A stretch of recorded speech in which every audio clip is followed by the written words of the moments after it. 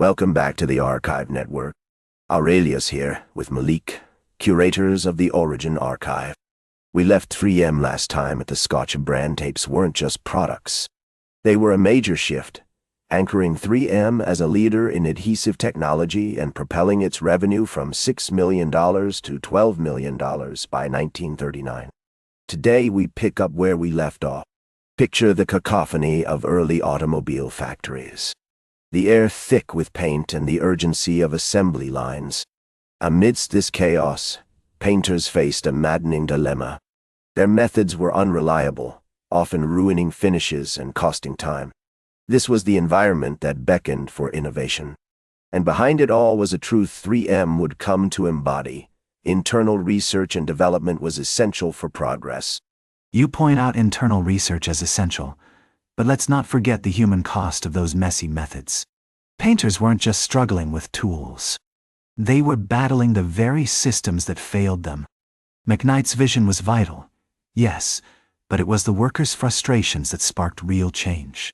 Richard Drew's observations were driven by necessity, not just curiosity. You're right about the workers. Their struggles were a catalyst for innovation. Drew, as you say, possessed an uncanny ability to observe the chaos around him. He watched as painters wrestled with inadequate solutions. This led him to experiment tirelessly, ultimately bringing forth the Scotch masking tape, a simple yet revolutionary idea that addressed a fundamental need in the industry. But let's put this in context. The introduction of Scotch masking tape in 1925 didn't just solve a problem. It highlighted the limitations of existing practices. Those painters were not just waiting for a solution. They were desperate for one. Drew didn't just create a product. He transformed an entire workflow. That revolution wasn't just about tape. It was about elevating the industry's standards. That's a fair point. The impact of masking tape went well beyond its adhesive qualities. It streamlined processes and helped us minimize waste in ways we hadn't imagined. The Roaring Twenties were a time of boundless innovation, brimming with possibilities. But soon the landscape would shift dramatically. The Great Depression loomed on the horizon, casting a long shadow and presenting a whole new set of challenges that would test industries across the board. We were about to face a tough reality. The Great Depression wasn't just an economic downturn. It was a stark reminder of fragility. For 3M, this meant a pressing need for cost-effective solutions. Packaging became critical, especially for perishable goods. The urgency wasn't merely about survival. It was about innovation in the face of adversity. Drew saw this need and pivoted his focus towards packaging solutions. Exactly. His transition to developing Scotch cellophane tape in 1930 marked another significant moment in 3M's history. It wasn't just a product. It was a testament to 3M's adaptability. The clever combination of transparent film and reliable adhesive set a new standard for both convenience and functionality. This innovation not only preserved food but also solidified the company's relevance in a challenging market.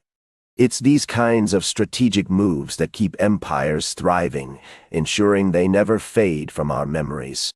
But we really have to think about the broader implications of this innovation. Scotch cellophane tape wasn't just a tool for factories. It made its way into homes and offices everywhere.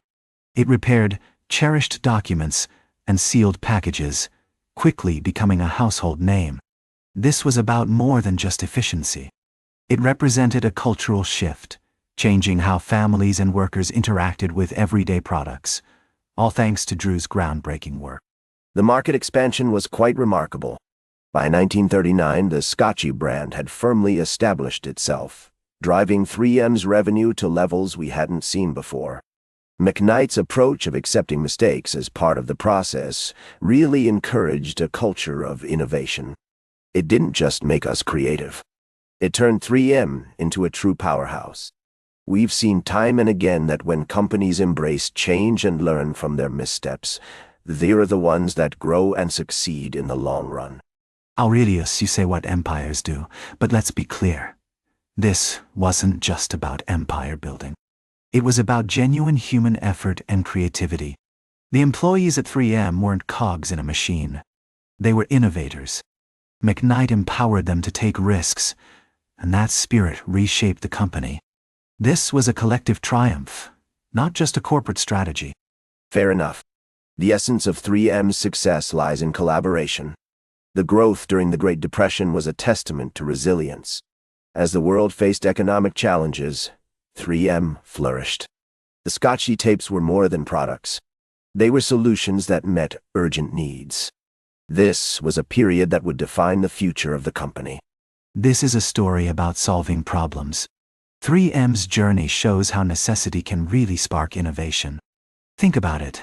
Those noisy factories where workers faced real challenges. And how that led to creative solutions. The Scotch Brand tapes weren't just about sticking things together. They transformed the way we interact in our daily lives. It's those little moments that matter, and that's the real legacy we should celebrate. Let's not forget the people behind those breakthroughs. Absolutely, Malik. The Scotch Brand tapes anchored 3M in a leadership position we still recognize today. They didn't just reshape the company's identity. They also redefined its market presence entirely. This remarkable growth stemmed from relentless innovation and a culture that thrived on curiosity. Looking ahead, the possibilities for 3M are limitless, all rooted in those early aspirations for adhesive solutions that changed the game. It's a testament to how visionary ideas can propel empires forward. That's where we leave it this time. 3M continues. The story isn't finished yet. Find the full series on the Origin Archive, part of the Archive Network. We'll be back with the next chapter.